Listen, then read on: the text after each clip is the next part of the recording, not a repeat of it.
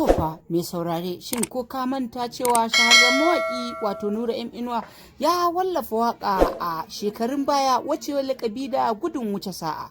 To dama waiwaye adon tafiya. Domin haka wannan waƙa ta kasance ɗaya daga cikin waƙoƙin da suka zama izina kuma ilimi ga masu sauraro. Kada ku manta wannan waƙa ta Nura inuwa ta zaga duniya ƙwarai da gaske domin ta samu makallata a yanar gizo-gizo. Saboda wannan waka tana ɗaya daga cikin waƙoƙin da wato Nura inuwa yake ji da su. Saboda haka gudun wuce sa'a waka ce wata ta kasance ta cancanci jinjina da yabo. Domin haka ma saurare kada ku manta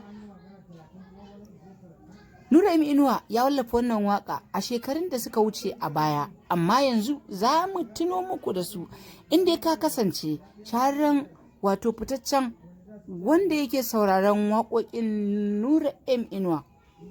Za ka iya mana kacinci gudun wuce sa'a. Waƙar nan tana ɗaya daga cikin waƙoƙin da ka fi so ko kuma to dai shi kenan. Amma dai masu saurare ya kamata ku kaɗa mana ƙuri'a a game da wannan shahararren mawaƙi. Wannan mawaƙi ya kasance yana ɗaya daga cikin mawaƙan da suka fi kowa ɗaukar gold Africa. Domin haka yana ɗaya daga cikin kuma waɗanda suka fi kowanne mawaƙa yin album a shekarun da suka gabata zuwa yanzu. Babu mawaƙin da ya ɗauki lambar yabo ya cire tuta kamar yadda Nura inuwa ya ɗauki tutoci na lambar yabo a Afirka baki ɗaya. Ya karɓi lambar yabo wajen yin waƙoƙi cikin nutsuwa da kuma yanayin yadda yake fitar da ƙafiya da yin sauƙaƙan kalamai da yin wato kalamai masu taushi a cikin waƙoƙinsa.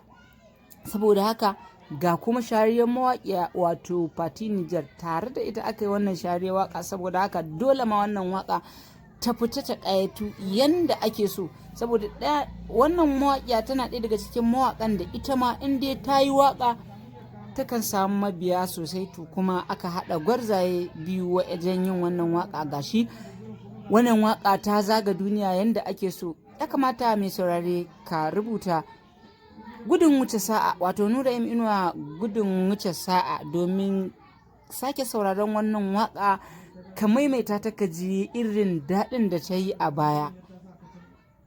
Kada ku manta, idan bidiyon mu ya burge ku daure ku danna mana like, sannan idan kuma wannan shine farkon kasancewar ku a tashar ku daure ku danna mana subscribe, sannan ku danna mana alaman kararrawa wato yanda da zarar mun dora manhajar mu za ta iske ku a inda kuke.